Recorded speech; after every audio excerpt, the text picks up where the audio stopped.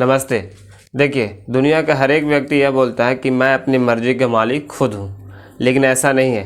दुनिया में जितने भी घटनाएं हो रही हैं उन्हें किसी न किसी कारण से और नहीं तो फिर किसी के मर्ज़ी के बिना कुछ नहीं हो रहा है। मैं आज ही जो संविधान का जो प्रारूप है उसके बारे में आपको बताता हूँ कि हमारा देश किस तरह से चल रही है। आप किसी भी देश में आ जा सकते हैं, किसी भी देश में आप कुछ भी कर सकते हैं। वो आपकी मर्ज़ी पर नहीं चलती, वो बल्कि वहाँ की संविधान, वहाँ के कॉन्स्टिट्यूशन पर चलती है। उसी देशों में से भारत भी एक देश है जो अपने भारत देश में बहुत सारे ऐसे संविधान में छूट दिया गया है। तो आइए जो हमारा अधिकार है उसके बारे में हम लोग पढ़ते हैं। जो हमारे संविधान में अधिकार दिया गया है उसके बारे में आज हम लोग पढ़ते हैं। देखिए, ऐसे हमारे संविधान में 7 प्रकार के अधिकार दिया गया था, बट अभी जो है सिर्फ 6 ही है। एक कौन सा ऐसा अधिकार था जो उसे हटा दिया गया था, मैं उसके बारे में बात करूंगा, लेकिन पहले 6 के बारे में बात कर लेते हैं। देखिए, सबसे पहले हम यहाँ पर देख लेते हैं कि मूल संविधान में मौलिक अधिकार, आपका जो देश में अधिकार है वो क्या क्या मिला है इसके बारे में हम लोग पढ़ेंगे। तो सबसे पहला अधिकार जो है समता एवं समानता का अधिकार, आर्टिकल 14 से 18 के बीच में दिया गया है। देखिए, इस देश में आप रह रहे हैं तो आपका भी कोई अधिकार होता है। आप बिना अधिकार के तो जी नहीं सकते हैं। अगर मान लिया कि आप अपने घर में रहते हैं और आपसे यह अधिकार छीन लिया जाता है कि आप घर से बाहर नहीं निकल सकते हैं। अगर घर से बाहर निकलते हैं तो आप किसी से बात नहीं कर सकते हैं। तो क्या ये पाबंदी होगा ना? समानता का अधिकार हो पाएगा? नहीं ना। तो यहाँ पर भी 14 से 18 आर्टिकल में यह बताया गया है कि समता एवं समानता, यानी कि सभी के एक ही नज़र में समान रूप होगा, कोई भेदभाव नहीं करेगा, यानी कि समानता का अधिकार दिया गया आर्टिकल 14 से 18 के बीच में। दूसरा देखते हैं, स्वतंत्रता का अधिकार दिया गया है। आप देखिए, स्वतंत्रता का जो अधिकार है आर्टिकल 19 से 22 के बीच में दिया गया है। अब ये क्या है? देखिए, आप देश में कहीं भी आ जा सकते हैं, आपकी कोई नहीं रोक सकता है। लेकिन कभी कभी बड़े नेताओं को रोका जाता है। उसकी ये वजह रहती है कि वहाँ भगदड़ मच जाएगा, क्योंकि नेता लोग तो काफ़ी ज़्यादा पॉपुलैरिटी गेन किए हुए रहते हैं, इसलिए वहाँ पर रोका जाता है। लेकिन एक जब आम इंसान है तो कहीं पर भी आ जा सकते हैं। हाँ, कुछ वस्तुओं ले जाना वहाँ मना है। अब ऐसा थोड़ी है कि आप बम बारूद बंदूक लेकर चले गए किसी तीर्थ स्थल पे, तो ये अधिकार नहीं है, बल्कि स्वतंत्रता का अधिकार है, यानी कि कहीं भी आ जा सकते हैं। तो आई होप आपको दूसरा जो अधिकार है वो पता चल गया होगा।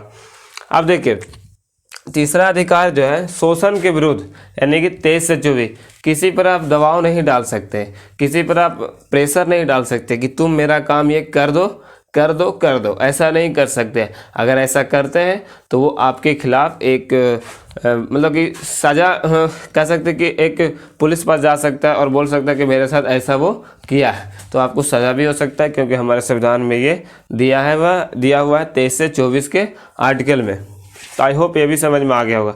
धार्मिक स्वतंत्रता की बात कर लेते हैं। आप देखिए, हमारे देश में 6 धर्म है, हिंदू, मुस्लिम, सिख, ईसाई, जैन, क्रिश्चियन, इस तरह से धर्म है। तो क्या आप पर कभी दबाव डाला गया है? क्या आप अगर अब हिंदू हैं तो जैन धर्म मानिए, अगर जैन है तो हिंदू धर्म मानिए? ऐसा तो दबाव नहीं डाला गया है। तो आप धार्मिक स्वतंत्रता है, यानी कि किसी भी धर्म को आप अपना सकते हैं, किसी भी धर्म को आप मान सकते हैं। सरकार इस पर कोई पाबंदी नहीं लगा सकती है और न ही वहाँ के सोसाइटी पाबंदी लगा सकती है। आप किसी भी धर्म को मानने के लिए रेडी हैं, कोई आपको कुछ नहीं बोलेगा। तो धार्मिक स्वतंत्रता के बारे में भी बताया गया है, आर्टिकल 31 में ये बताया गया हमारे संविधान में। आई होप ये चीज़ समझ में आ गया होगा। देखिए, शिक्षा तथा सांस्कृतिक, मान लिया कि आपको शिक्षा गेन करना है, आप चाहे जैसी भी जाति के हो, चाहे जैसी भी धर्म के हो, आपको शिक्षा मिलेगी, आपको फ्री शिक्षा मिलेगी, आपको कोई नहीं रोक सकता है। लेकिन पहले ऐसा नहीं थी। बहुत साल पहले जब भारत स्वतंत्र नहीं हुआ था उस टाइम ऐसा नहीं था। नीच जाति यानी कि इस तरह से बोला जाता था और उसको स्कूल में एंट्री नहीं मिलता था, बड़े बड़े स्थलों पर उसके जाने से पाबंदी थी। लेकिन आज ऐसा नहीं है। हमारे जो संविधान निर्माता थे भीमराव अंबेडकर, उन्होंने ये नियम लाया, यानी कि आर्टिकल में डाला, आर्टिकल 29 से 30 में, कि शिक्षा कोई भी ग्रहण कर सकता है और उसकी जो सांस्कृतिक है, यानी कि उसकी जो घर की जो परंपरा है जो वो फॉलो करता है वो फॉलो कर सकता है, उसको कोई नहीं रोक सकता है। तो ये चीज़ आपको अधिकार देता देता है। अब देखिए, अब इसमें एक चीज़ हटा दिया गया है, पहले थी, तो वो क्या थी? संपत्ति का अधिकार।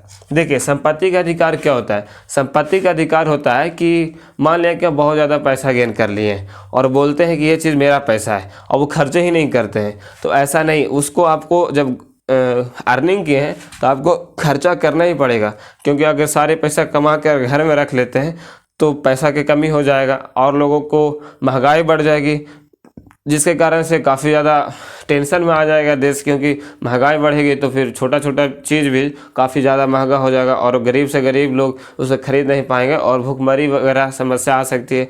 इसलिए संपत्ति के अधिकार को हटा दिया गया। पहले लोग बोलते थे कि ये मेरा संपत्ति, हम इसे खर्चा ही नहीं करेंगे, लेकिन इसको हटा दिया गया। 44वें संविधान संशोधन जब हुआ तो 1978 इसमें संपत्ति का अधिकार हटा दिया गया। तो आई होप संपत्ति का अधिकार आपको समझ में आ गया होगा। अब देखिए, जो छठा था, हालांकि 7वां था बट अब छठा बोल सकते हैं, संवैधानिक उपचार। अगर संविधान में किसी प्रकार से गड़बड़ी लगती है हमारे देश की जनता को, तो वो संविधान में उपचार कर सकते हैं, यानी कि उसको इम्प्रूव के लिए सरकार को बोल सकते हैं कि अब संविधान में ये चीज़ गड़बड़ी है, आप इम्प्रूव कीजिए। तो आई होप जो हमारे फंडामेंटल राइट्स हैं, जो बेसिक फंडामेंटल राइट्स हैं, वो आपको समझ में आ गया होगा, क्योंकि ज्ञान वही जो ज़िंदगी में काम है। मेरे वीडियो को लाइक शेयर सब्सक्राइब कीजिएगा। मिलते हैं नेक्स्ट वीडियो में, तब तक के लिए बाय बाय।